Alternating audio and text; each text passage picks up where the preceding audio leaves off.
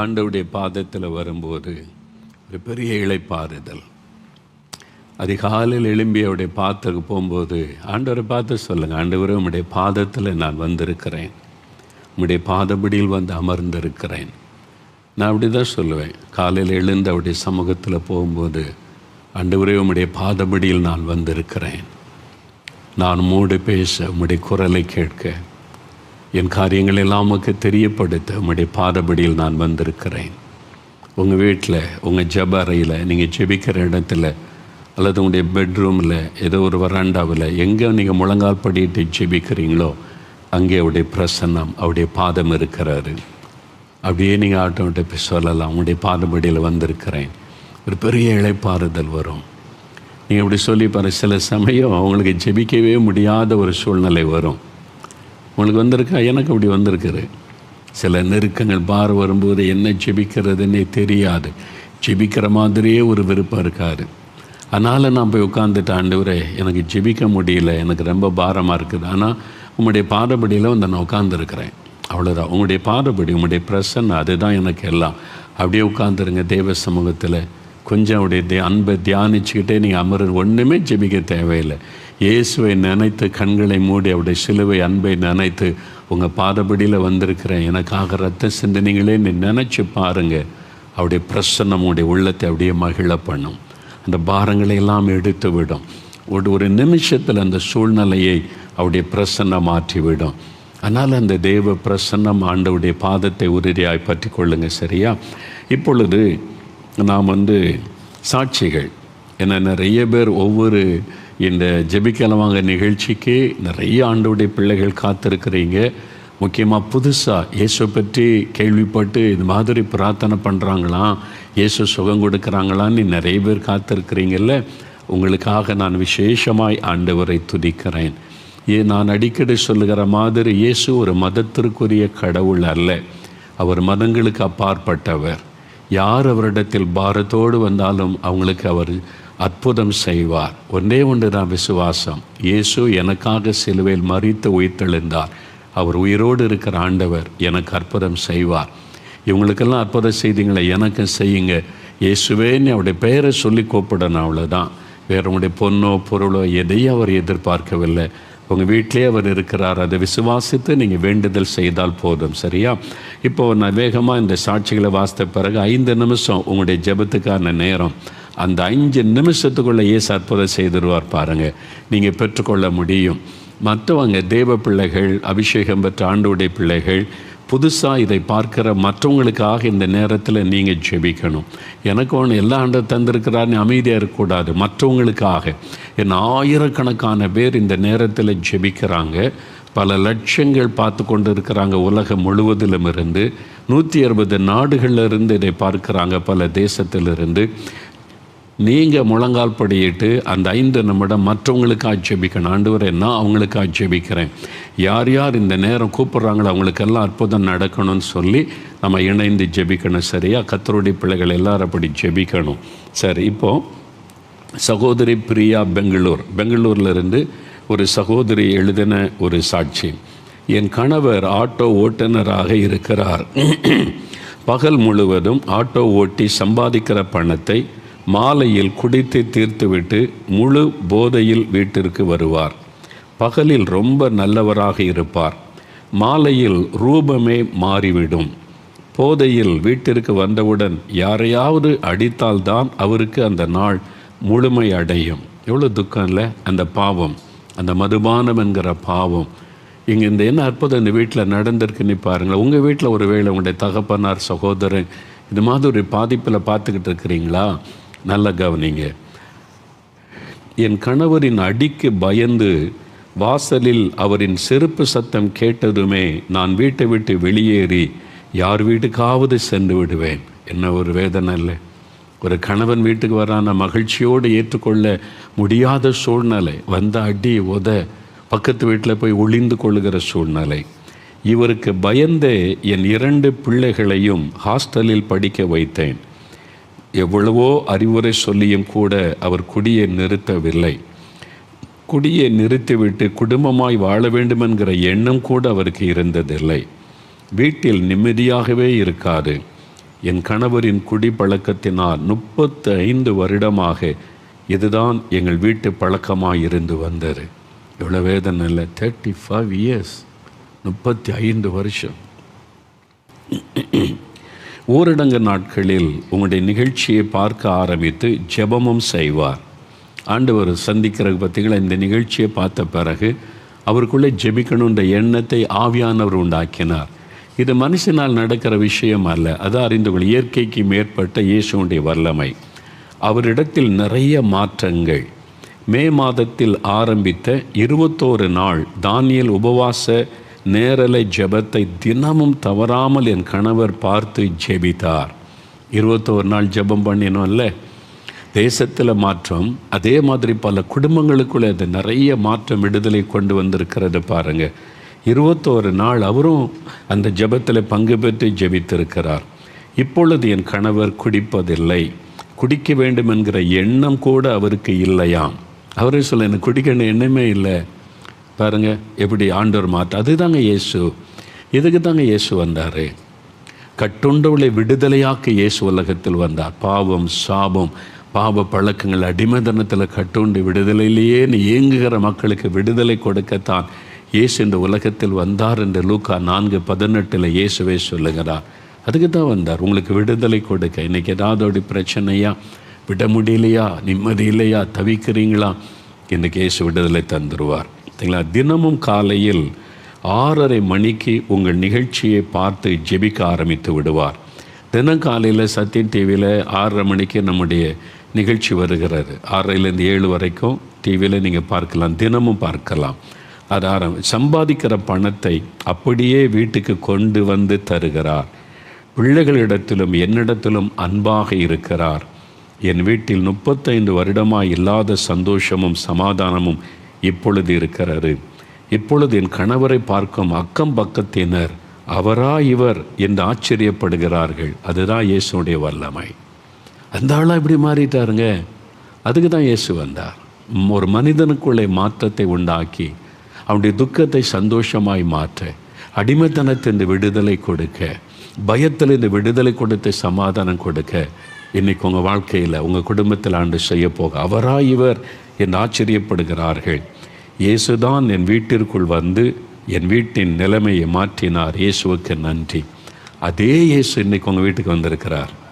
சகோதரி, சகோதரன், உங்கள் வீட்டில் இப்படி ஒரு பிரச்சனையா, பயப்படாத. உங்கள் கணவரோ பிள்ளைகளோ மதுபானத்துக்கு அடிமையாக இருந்தால் சண்டை போடாதங்க, திட்டாதங்க. அவங்களே விட முடியாமல் தவிக்கிறாங்க. அந்த கோபத்தில் தான் அடிக்கிறாங்க, அந்த கோபத்தில் தான் எரிச்சல் படுறாங்க. என்னால் விடவும் முடியல. அது ஒரு அடிமைத்தனம். அவங்களுக்கு தேவை ஒரு விடுதலை. அவங்கள்ட்ட அன்பாக நடந்து கொள்ளுங்க. அவங்களுக்காக ஆண்டவர்கிட்ட இயேசுவே விடுதலை கொடுங்கன்னு ஜெபிங்க. இயேசு தான் விடுதலை தர முடியும். ஏன் தெரியுமா? இயேசு ஒருவர் தான் மனிதனை பாவத்திலிருந்து விடுதலையாக்கவும் அவன் பாவத்தை மன்னிக்கவும் சிலுவையிலே மனிதனுடைய பாவங்களை சுமந்து தீர்த்தார். இயேசு கிறிஸ்துவின் ரத்தம் சகல பாவங்களை நீக்கி நம்மை சுத்திகரிக்கும். இயேசுவின் வல்லமை மெய்யான விடுதலை நமக்கு தரும். சரி, இரண்டாவது, சென்னையிலிருந்து ஒரு சகோதரர் பாருங்கள். இதுவும் பாருங்களேன், நீங்கள் பாவத்திலிருந்து விடுதலை பெறதான் மிகப்பெரிய ஆசீர்வாதம். இதுதான் இயேசு பாவிகளின் சிநேகிதர், பாவிகளின் இரட்சகர். நான் கிறிஸ்துவை அறியாத குடும்பத்தில் பிறந்தவன். நான் 10 வருடமாக ஆபாச படங்களை பார்ப்பதற்கும் வெளியே சொல்லுவதற்கே கூசுகின்ற ஒரு பாவத்திலும் இருந்து வந்தேன். எனக்கு திருமணமாகி 3.5 வருடங்கள் ஆகிறது. திருமணத்திற்கு பிறகும் கூட என்னுடைய பாவ பழக்கங்கள் மாறவில்லை. தொடர்ந்து ஆபாச படங்களை பார்த்து வந்தேன். நாளடைவில் பாவ பழக்கங்கள் எனக்குள் ஒரு குற்ற உணர்ச்சியை ஏற்படுத்தி மனதளவில் மிகவும் பாதிக்கப்பட்டேன். மன அழுத்தம் என்னை இரவில் கூட தூங்க விடாது. நல்ல கவனிங்க, சாத்தான் ஒவ்வொரு பாவத்துக்கு பின்னாலும் சாத்தான் இருக்கிறான். வேத வசனம் சொல்லுகிறது, 1 யோவான் 3:8 பாவம் செய்கிறவன் பிசாசினால் உண்டாயிருக்கிறான். அப்படின்னா என்ன அர்த்தம்? அந்த பாவத்துக்கு பின்னால் இருப்பது பிசாசு. குடிவெறியின் ஆவி, வேசித்தனத்தின் ஆவி, இச்சையின் ஆவி, பண ஆசையின் ஆவி, எரிச்சல், இப்படி ஒவ்வொரு பாவத்துக்கு பின்னால் அந்த ஆவி இருந்து கொண்டு மனிதனை அடிமையாக்கி அவனுடைய சமாதானத்தை கெடுத்து விடுகிறாரு. அதனால தான் பாருங்கள், கடைசியில் எங்கே கொண்டு போவா? ஒரு நாள் இந்த பாவத்தை விட முடியாது, செத்து போயிரு. அது நம்ம குற்ற மனசாட்சியை தூங்க விடாது. கடைசியில் அந்த நிலைமைக்கு கொண்டு வந்துடுவோம். அதான் பிசாசுடைய தந்திரம். ஏன் தெரியுமா? அந்த ஆத்மாவை நரகத்துக்கு கொண்டு போகணும். அதான் அவனுடைய ஃபைனல் டெஸ்டினேஷன் நரகத்தின் அக்னி. அது சாத்தானுக்காக உண்டாக்கப்பட்டது நரகம், அக்னி கடல். அதுக்குள்ளே அந்த ஆத்மாவை கொண்டு போயிடணும் என்பதில் சாத்தான் தீவிரப்படுகிறார். ஆனால் இயேசு என்ன செய்கிறார் தெரியுமா? நமக்காக மரித்து பரலோக வாசலை திறந்திருக்கிறார். அப்போ நம்மை அந்த பிசாசின் பிள்ளைந்து விடுதலையாக்கி மோட்சத்தை நோக்கி நடத்தி பரலோக பாக்கியத்தை நமக்கு கொடுக்க அவர் பிரயாசப்படுகிறார். இந்த ரெண்டில் ஒன்று தான். அதனால் நீங்கள் அறிந்து கொண்டு இயேசுக்கு ஒப்பு கொடுத்தா நீங்கள் பரலோகத்தை நோக்கி பிரயாணப்படுவீங்க. பாவத்தில் இருந்தால் நரகத்தை நோக்கி பிரயாணப்படுவீங்க. இந்த பக்கம் சாத்தான், இந்த பக்கம் இயேசு. நீங்கள் தான் தெரிந்து கொள்ளணும். இதில் மதமும் ஒன்றும் கிடையாது, இதில் மதமாத்திர காரியம் ஒன்றும் கிடையாது. மோட்சமாக நரகமா உங்களை கொண்டு போகிற அந்த ஆண்டவரை நீங்கள் அறிந்து கொள்ளுங்க, அவ்வளோதான். இங்கே என்ன நடக்குது பாருங்கள். என் மன அழுத்தம் என்னை இரவில் கூட தூங்க விடாது. இந்த பிரச்சனையிலிருந்து வெளியே வர விரும்பினேன். ஆனால் என் மன அழுத்தத்திலிருந்து விடுபடவும் எனக்கு ஆறுதலை தரவும் யாருமே இல்லை. யாரிடத்தில் நான் சொல்லுவேன்? என் பிரச்சனையை புரிந்து கொண்டு யார் எனக்கு உதவி செய்வார்கள் என்ற சூழ்நிலையில் பார்த்தீங்களா, இதான் நிறைய பேருடைய ஏக்கம். தெய்வ பிள்ளைகளை அறிந்து கொள்ளுங்க. இன்றைக்கு உலகத்தில் நிறைய பேருடைய உள்ள ஏங்குது. யார் எனக்கு உதவி செய்வாங்க? யார் எனக்கு விடுதலை கொடுக்குற ஒரு ஆண்டவரை சொல்லுவாங்க? எனக்கு சமாதானம் கொடுக்குற கடவுளை யார் காண்பிப்பாங்க? ஏங்கி கொண்டிருக்கிற ஒரு உலகத்தில் வாழுகிறோம். நீங்கள் வெளியில் பார்க்கிறபடி மனிதன் கிடையாது. உள்ளுக்குள்ளே போய் பாருங்கள். இதான் அந்த நிலைமை பாருங்கள். இந்த சூழ்நிலையில் என் நண்பன் எனக்கு உங்களுடைய நிகழ்ச்சியை பற்றி சொல்லி பார்க்க சொன்னார். நானும் பார்க்க ஆரம்பித்தேன். ஒரு நல்ல நண்பர் பார்த்தீங்களா, ஆத்ம பாரமுள்ள சகோதரர் கைட் பண்ணியிருக்கிறார். நான் இதுவரை பார்த்தறியாத ஒரு நிகழ்ச்சி உங்களுடைய நிகழ்ச்சி. ஆரம்பத்தில் வார்த்தைகள் ஒன்றுமே புரியவில்லை. ஏன்னா முதல்ல ஆரம்பத்தில் ஆண்டவர் அறியாதவங்க வசனம் இதெல்லாம் முதல்ல கொஞ்சம் புரியாமல் இருக்கும், புரியவில்லை. தொடர்ந்து பார்த்தேன், புரிய ஆரம்பித்தது. என் மன அழுத்தம் குறைந்தது. என் பாவத்திற்கு மன்னிப்பு கேட்டு என் குற்ற உணர்ச்சியிலிருந்து நான் வெளியே வந்தேன். சரிங்களா? இயேசு கிறிஸ்து செய்கிற பெரிய அற்புதம் அந்த குற்ற மனசாட்சியிலிருந்து விடுதலை. ஏன்னா இயேசு ஒருத்தர் தான் இதை செய்ய முடியும். நல்லா அறிந்து கொள்ளுங்க. இயேசு ஒருவர் தான் நம்முடைய பாவங்களை தன்மேலே ஏற்றுக்கொண்டு சிலுவையிலே மரித்ததுனால அவர் பாவ மன்னிப்பை கொடுத்த உடனே குற்ற மனசாட்சி விலகிவிடும். நம்முடைய ஆத்மாவில் ஒரு பெரிய சந்தோஷம். என் குற்ற உணர்ச்சியிலிருந்து நான் வெளியே வந்தேன். அதன் பிறகு என் பாவத்தை பற்றிய எண்ணமே எனக்கு வரவில்லை. இதாங்க பாவ மன்னிப்பு, பாவத்தின் விடுதலை. இயேசு கிறிஸ்து கொடுக்கிற மிகப்பெரிய அற்புதம். ஒரு சுகம் ஆஸ்பத்திரிக்கு போனால் கூட பெற்றுக்கொள்ள முடியும். ஒரு ஆப்ரேஷன் பண்ணி ட்ரீட்மெண்ட் எடுத்தால் கேன்சர்லேருந்து சுகம் பெற முடியும். ஆனால் குற்ற மனசாட்சியிலேருந்து எந்த ஆஸ்பத்திரியிலும் விடுதலை தர முடியாது. இந்த பாவத்திலிருந்து வேறு யாருமே இந்த பாவ எண்ணத்திலிருந்து விடுதலை தர முடியாது. ஓன்லி ஜீசஸ், இயேசு மாத்திரம்தான். நல்லா அறிந்து கொள்ளுங்க. நீங்கள் எவ்வளோ பக்தி உள்ளவர்கள் இல்லை, தெய்வ பக்தியோடு இருக்கிறவங்க. இந்த ஆசீர்வாதத்தை நீங்கள் இழந்துடக்கூட அந்த ஆண்டவர் பேசுகிறார். அதன் பிறகு என் பாவத்தை பற்றி எண்ணமே எனக்கு வரவில்லை.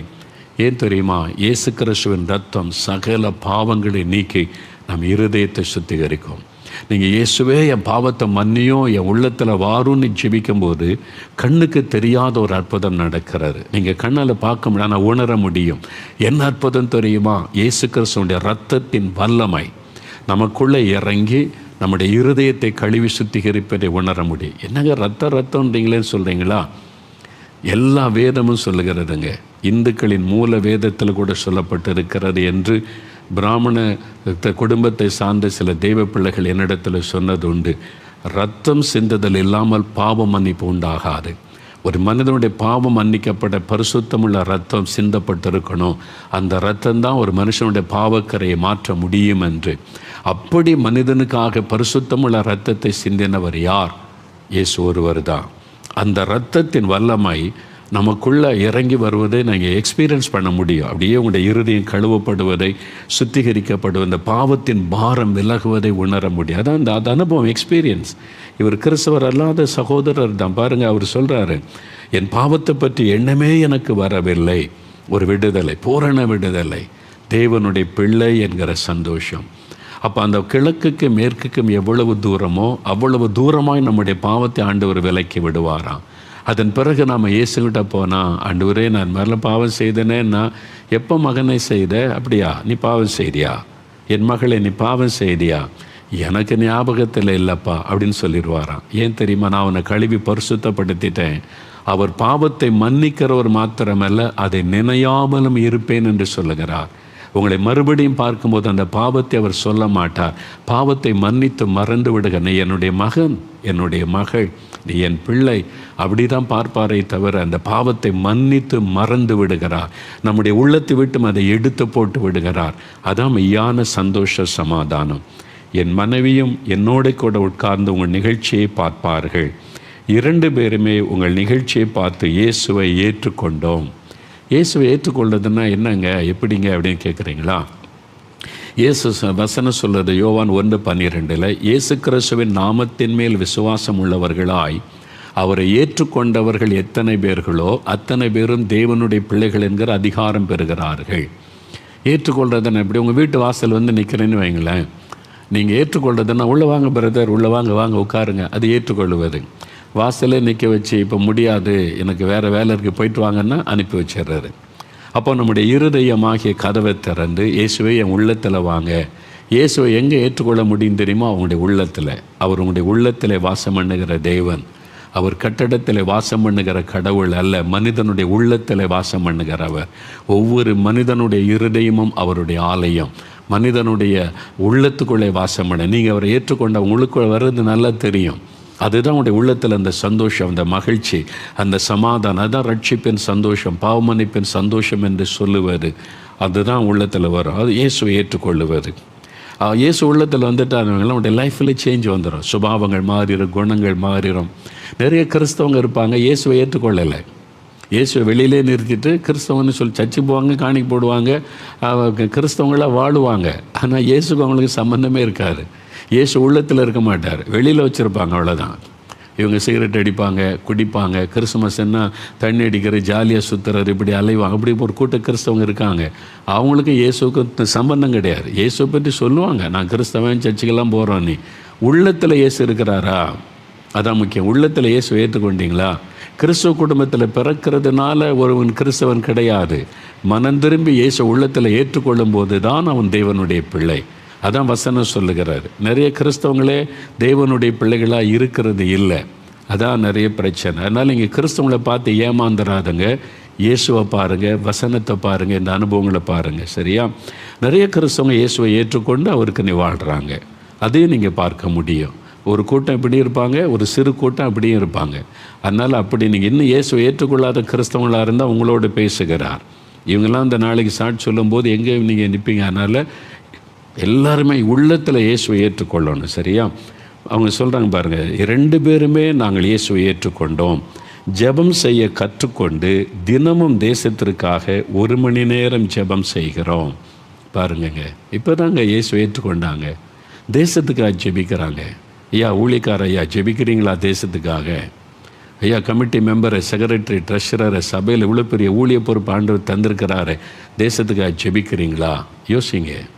இன்றைக்கி தான் சர்ச்சுக்கே போகலைங்க, இப்போ தான் இயேசு ஏற்றுக்கொண்டுங்க, தேசத்துக்காக ஜெபிக்கிறாங்கங்க. வசனத்தில் இருக்கல, நீங்கள் தேசத்துக்காக ஜெபிக்கணும். நீ ஜெபிக்கிறாங்க, அவங்கெல்லாம் கீழ்ப்படுகிறாங்களே, நீங்கள் ஜெபிக்கிறீங்களா தேசத்துக்காக? எவ்வளோ நேரம் ஜெபிக்கிறீங்க? சிந்திங்க. வருகை நாளில் இவங்களும் வந்து நிற்பாங்க.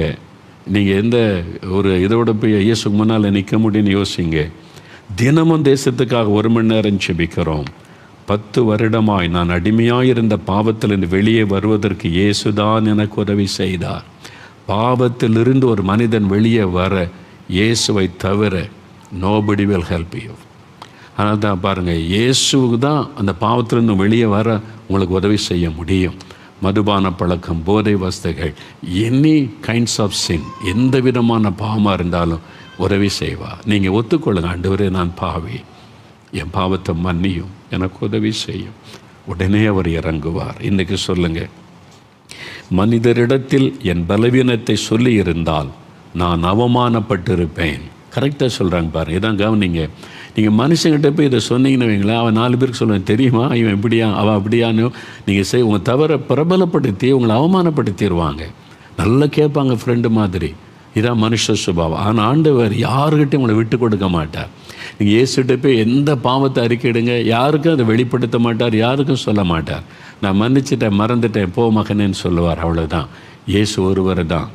நான் வேறு மதத்தை சார்ந்தவனாக இருந்தாலும் என்னையும் நேசித்து யாரிடத்திலும் என்னை வெட்கப்படுத்தாமல் என்னை பாவத்திலிருந்து மீட்டெடுத்த இயேசுவுக்கு நன்றி. That is Jesus. இதுதாங்க இயேசு. இதில் எங்கெங்க மதம் வந்துச்சு சொல்லுங்கள்? இதில் எங்கே மதம் வந்துச்சு? எங்கே மத மாற்றம் வந்துச்சு? பிசாசு ஏமாத்துறான். சில ஆட்கள் அவங்க அந்த சுயநலத்துக்காக மதம்னு சொல்லி சொல்லி சொல்லி ஏமாத்துறாங்க. எந்த மதமும் உங்களுக்கு உதவி செய்யாது. நான் சொல்கிறேன், கிறிஸ்தவ மதமும் உங்களுக்கு உதவி செய்யாது. இயேசு என்கிற ஒரு ரட்சகர் நமக்காக சிலுவையில் ஜீவனை கொடுத்தவர். பார்த்தீங்களா இயேசு எவ்வளோ அற்புதமானவர் என்று. நீ இயேசுவை உள்ளத்தில் ஏற்றுக்கொள்ளுங்க, அவ்வளோதான். ரொம்ப சிம்பிள், வேறு ஒன்றுமே இல்லை. பாருங்கள், அடுத்து இன்னொரு ஒரு அற்புதம் பாருங்களேன். ஒரு சகோதரி இன்பவதி, திருச்சியிலிருந்து ஒரு சகோதரி எழுதியிருக்கிறாங்க. என்னுடைய 40 வயதிலிருந்தே எனக்கு சின்ன எழுத்துகள் தெரியாமல் போனதால் கண்ணாடி போட ஆரம்பித்தேன். மூக்கு கண்ணாடி போட்டால்தான் என்னால் தெளிவாக பார்க்க முடியும் என்ற நிலை வந்துவிட்டது. இல்லை என்றால் தலைவலி வந்துவிடும். கண்ணாடி போடலன்னா தலைவலி வந்துடும். இரவில் தூங்கும்போது தான் கண்ணாடியை கழற்றுவேன். எப்பொழுதும் கண்ணாடி அணிந்து இருப்பது எனக்கு சிரமமாக இருந்தது. ஓரிடங்கு நாட்களில் ஆரம்பிக்கப்பட்ட நேரலை ஜெப நிகழ்ச்சி என்னுடைய ஆவிக்குரிய வாழ்க்கைக்கு மிகவும் உதவியாக இருந்தது. உற்சாகமாய் வேதம் வாசிக்கவும் ஊக்கமாய் ஜெபம் செய்யவும் கற்றுக்கொண்டேன். பரிசுத்த ஆவியின் அபிஷேகத்தை பெற்று அபிஷேகத்தில் நிரம்பி ஜெபிக்க ஆரம்பித்தேன். கர்த்தருக்கு ஸ்தோத்திரம்.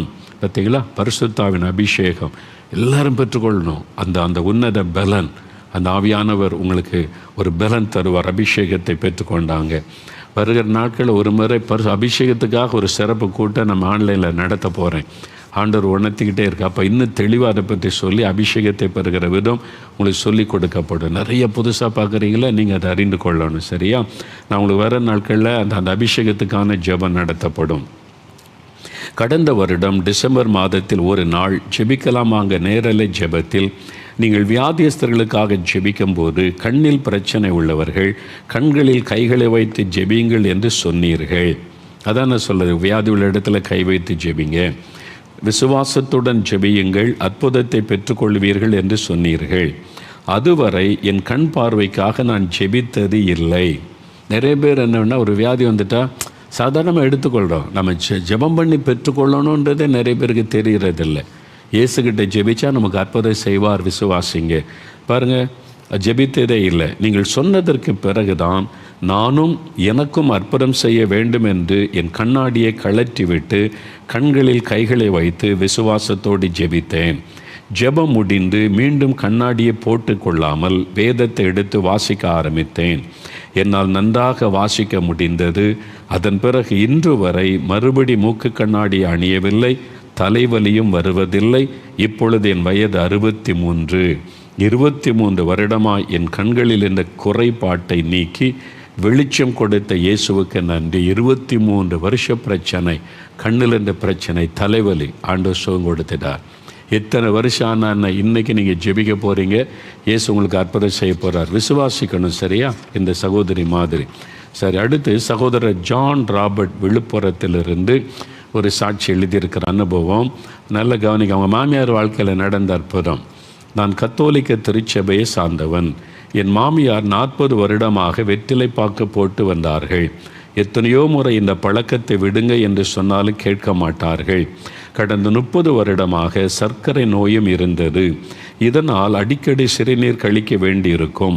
இரவு நேரங்களில் அடிக்கடி எழுந்து போவதால் தூக்கமே இல்லாமல் போய்விடும். மேலும் கடந்த 1 வருடமாக சர்க்கரை நோயினால் மிகவும் சிரமப்பட்டார்கள். உங்களுடைய ஜெபிக்கலாமாங்க நிகழ்ச்சியை பார்த்து அவர்களுக்கும் ஏதாவது அற்புதம் நடக்காதா என்று ஆசைப்பட்டார்கள். முதல்ல ஆசைப்படணும். உங்களுக்கு சுகம் வேணும்னு ஆசை. இயேசு என்ன சொல்கிறார்? நீ சுகமாக வேண்டுமென்று விரும்புகிறாயா அப்படின்னு கேட்குறார். அப்போ உங்களை பார்த்து கேட்குறார், என் மகனே மகளை சுகமாக விரும்புகிறேன். நீங்கள் விரும்பணும். இப்படி தான் இருக்கும் வாழ்க்கை, நான் இருந்துட்டு போட்டோம் அப்படின்னு சொன்னால் உங்களுக்கு அற்புதம் நடக்காது. இல்லை நான் சுகம் பெறணும், இந்த வியாதி எனக்கு இருக்கக்கூடாது, இந்த பலவீனம் இருக்கக்கூடாது, இந்த கேன்சர் இருக்கக்கூடாது, நான் நல்ல சுகமாக ஆரோக்கியமாக இருக்குன்னு விரும்பணும். முதல்ல நீங்கள் விரும்பினா தான் ஏசு அற்புதம் செய்வா. கடமைக்காக ஜெபிக்கிறது, பேருக்காக ஜெபிச்சா இல்லை, விருப்பத்தோடு ஜெபிக்கணும். விரும்புகிறீங்களா? முதல்ல விரும்புங்க.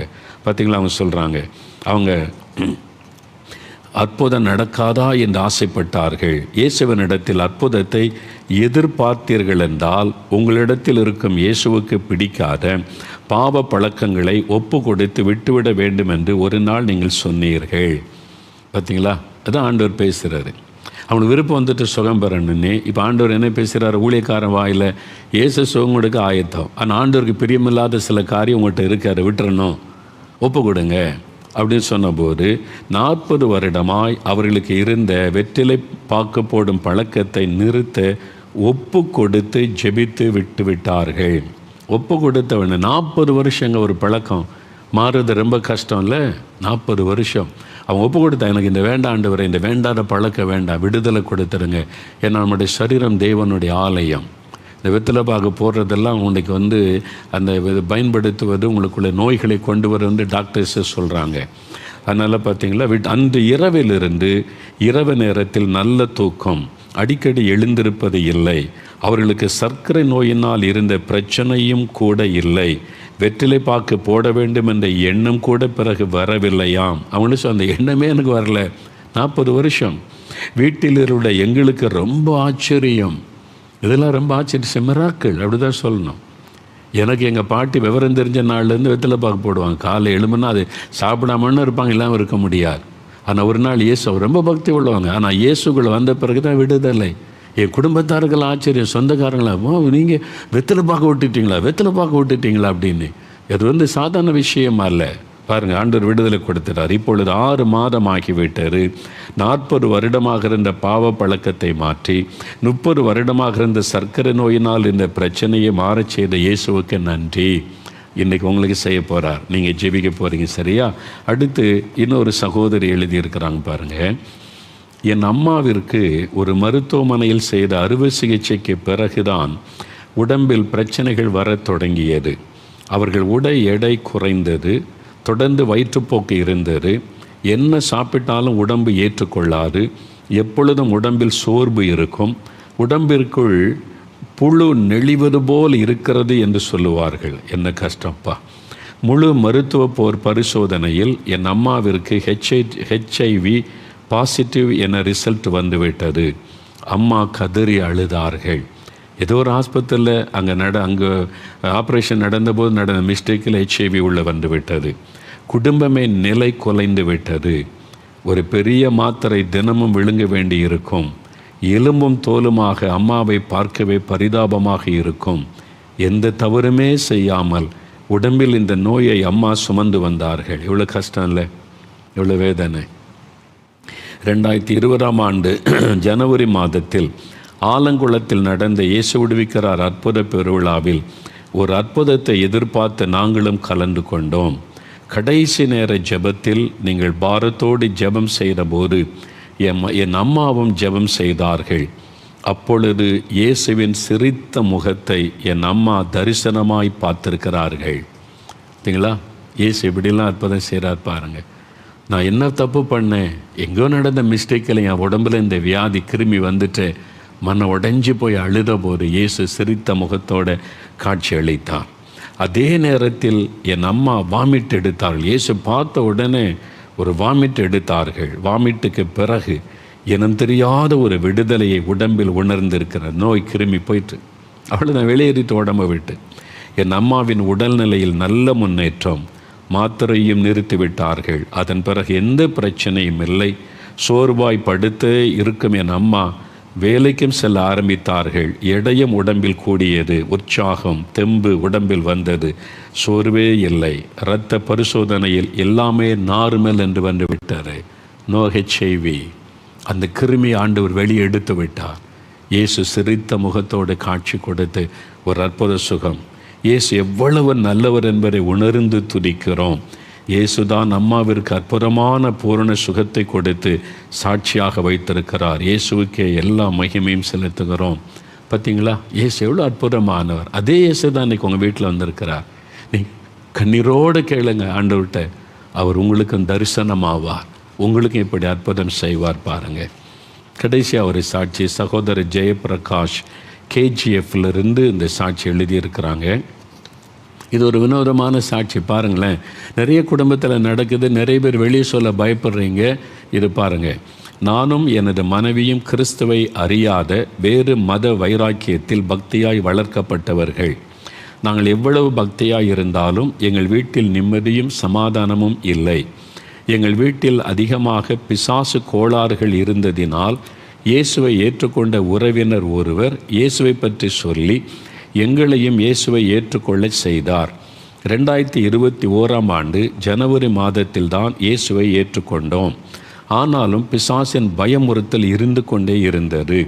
நாங்கள் ஜெபிக்க ஆரம்பித்தாலே எங்களை பயமுறுத்தி எங்கள் ஜெபத்தை நிறுத்த பிசாசு வந்து நிற்கும். அதை பார்த்த பயத்திலேயே ஜெபத்தை நிறுத்திவிட்டு உடனே ஊழியக்காரரை கூப்பிட்டு எங்களுக்காக ஜெபிக்க சொல்லுவோம். இதுங்களா பிசாசு வந்து நிற்கும் அப்படி வீட்டுக்குள்ளே, கண்ணுக்கு தெரியும்.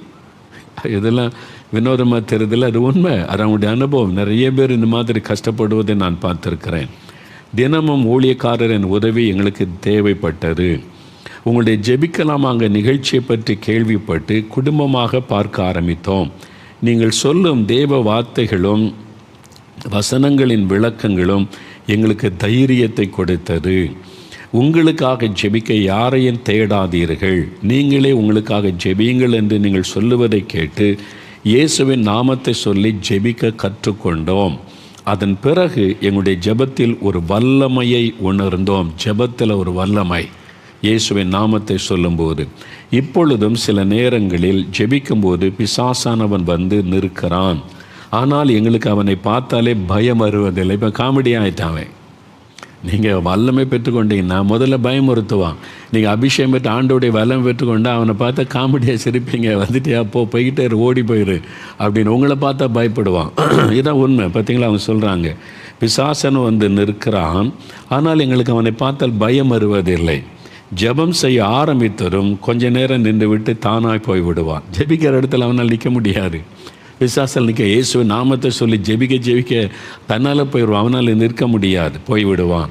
தேசத்திற்காக ஒரு நாளைக்கு 3.5 மணி நேரம் ஜெபம் செய்கிறோம். ஒரு நாள் குடும்பமாக தேசத்திற்காக ஜெபிக்கும்போது என் 10 வயது மகனுக்கு ஒரு தரிசனத்தை இயேசு காண்பித்தார். அதில் வானத்தில் 2 தேவதூதர்கள் நின்று எக்காளம் ஊதியதும் வானம் திறக்கப்படுவதையும் அதிலிருந்து இயேசுவின் வெளிச்சம் வெளியே வருவதையும் அந்த வெளிச்சங்கள் பட்டு கருப்பாக நிற்கும் கொள்ள நோய் கிருமிகள் கீழே விடுவதையும் தரிசனமாக என் மகன் பார்த்திருக்கிறான். தொடர்ந்து தரிசனத்தோடு தேசத்திற்காக ஜெபித்து வருகிறோம். குடும்பத்தில் சந்தோஷமும் சமாதானமும் இருக்கிறது.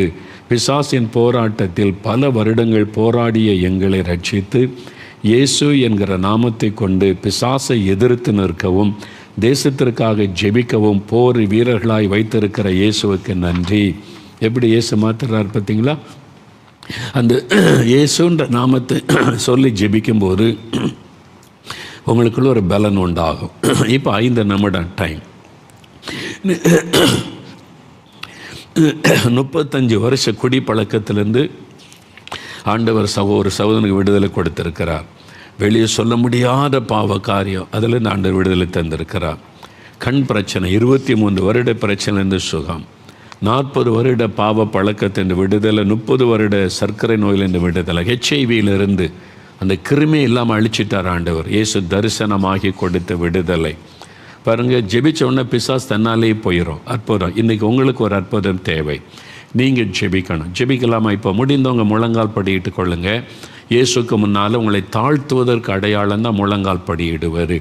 இப்போ வியாதி உள்ளவர்கள் வியாதி உள்ள இடத்துல கை வைங்க. எந்த இடத்துல உங்களுக்கு அற்புதம் வேணும், கண்ணில் சுக வேணும்னா கண்ணில் கை வைங்க, காதில் உங்களுக்கு சுக வேணும்னா காதில் விரல் வைங்க, இருதயத்தில் சுக வேணும்னா இருதயத்தில் கை வைங்க, லங்ஸில், லிவரில், உங்களுடைய கிட்னியில் எங்கே பிரச்சனை கை வைங்க, தொண்டையில் பிரச்சனைன்னா அங்கே கை வைங்க.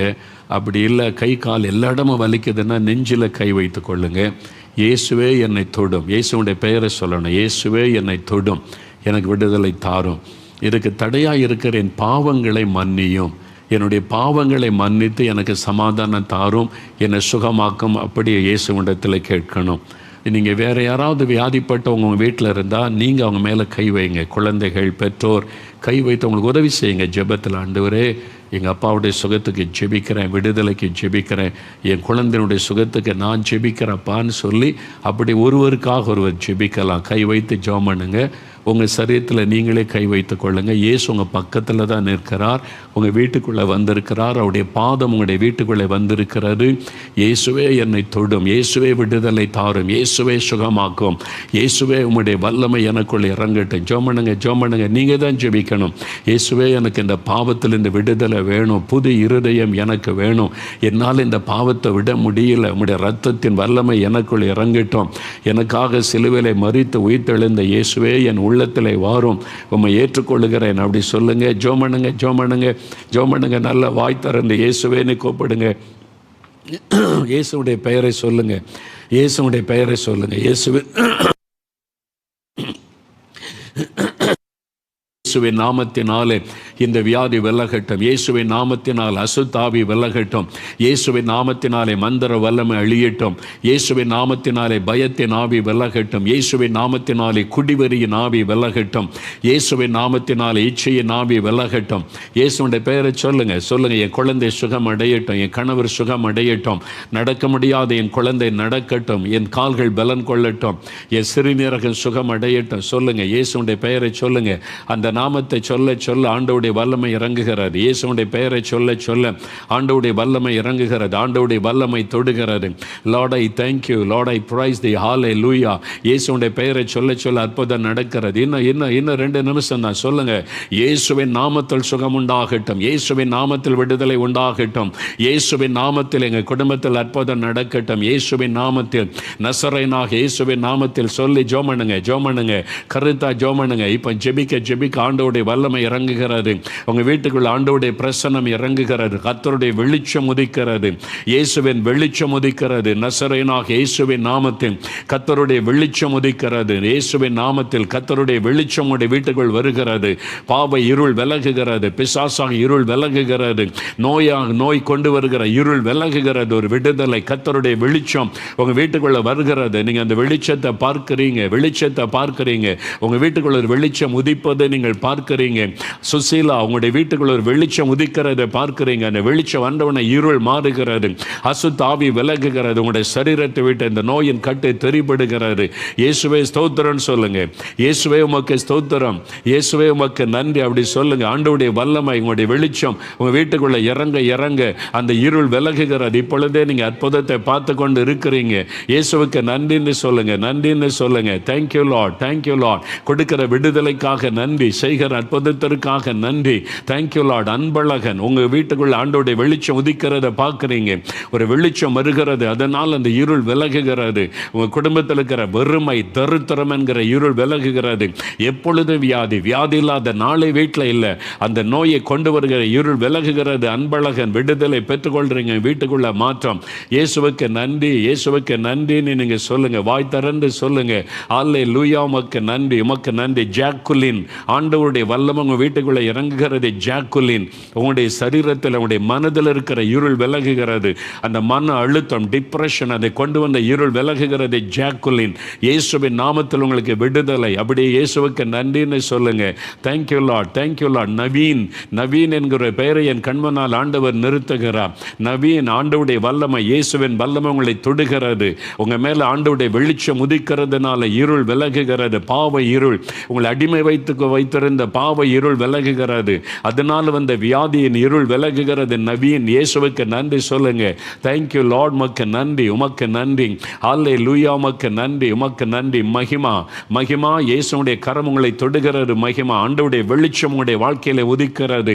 நீ ஒரு வாலிப மகள், பல பாவ காரியத்தில் சிக்கொண்டு இருளான வாழ்க்கையில கலங்கி கொண்டிருக்கிற மகள், ஆண்டவருடைய வெளிச்சம் உன் மேல உதிக்கிறது. அந்த இருள் கட்டுகள் அறுக்கப்படுகிறது, ஒரு மாற்றம் உண்டாகிறது. இயேசுவுக்கு நன்றி. தகப்பனே நன்றி அப்பா. தகப்பனே ஸ்தோத்திரம். இந்த பிள்ளைகள் உம்முடைய நாமத்தை சொல்லி கூப்பிடுறாங்க, இயேசுவே என்று கூப்பிடுறாங்க. ஒவ்வொருவருக்கும் அற்புதம் செய்கிறீங்க, விடுதலை கொடுக்குறீங்க அப்பா, விடுதலை கொடுக்குறீங்க. நாகராஜன், ஆண்டவருடைய வல்லமையின் வெளிச்சம் உங்களுடைய வீட்டுக்குள் உதிக்கிறது. நாகராஜன், உங்கள் குடும்பத்தில் இருக்கிற தோஷம் மாறுகிறது. நாக தோஷம் என்று சொல்லுகிறாங்க. பல பாடுகளை அனுபவித்து ஏராளமான பணத்தை செலவு பண்ணி தோஷம் மாறல நீ கலங்கி ஜெபிக்கிறீங்கல்ல, அது மாறுகிறது இயேசுவின் நாமத்தில். இயேசுடைய ரத்தத்தின் வல்லமை இறங்குகிறது இயேசுவின் நாமத்தில். இயேசுவே ஸ்தோத்திரம்னு சொல்லுங்க. இன்றையிலிருந்து இந்த மாற்றத்தை காண்பீங்க. இப்போவே உங்களுடைய சரீரத்தில் ஒரு மாற்றம் உண்டாகிறது. இயேசுடைய வெளிச்சம் உங்களுடைய உள்ளத்துக்குள் கடந்து வருகிறது. கட்டுகள் அறுக்கப்படுகிறது. இயேசுவுக்கு நன்றி. தகப்பனே, தகப்பனே, நீர் எவ்வளவா ஜனங்களை நேசிக்கிறீங்கப்பா, எவ்வளவாக இந்த மக்கள் மேல் அன்பு கூறுகிறீங்கப்பா. இந்த மக்களுக்காக சிலுவை சுமந்ததை நினைத்து கொடுக்கிற விடுதலைக்காக நன்றி. ஒவ்வொருவருக்கும் அற்புதம் செய்யுங்க, ஒவ்வொரு வீட்டில் அற்புதம் செய்யுங்க. அவருடைய துக்கமெல்லாம் மாறட்டும், பயமெல்லாம் மாறட்டும், அவருடைய வேதனையெல்லாம் நீங்கட்டும். இன்று முதல் ஒரு வெளிச்சம் அவங்களுக்கு உதிக்கட்டும். சந்தோஷத்தின் நாட்களை காணட்டும், மகிழ்ச்சியின் நாட்களை காணட்டும், துயரத்தின் நாட்கள் முடியட்டும், துக்கத்தின் நாட்கள் முடியட்டும். கர்த்தரப்படி ஆசீர்வதிக்கிற அன்பிற்காக ஸ்தோத்திரம், ஸ்தோத்திரம், ஸ்தோத்திரம். இயேசுவே ஸ்தோத்திரம் சொல்லுங்க. இயேசுவே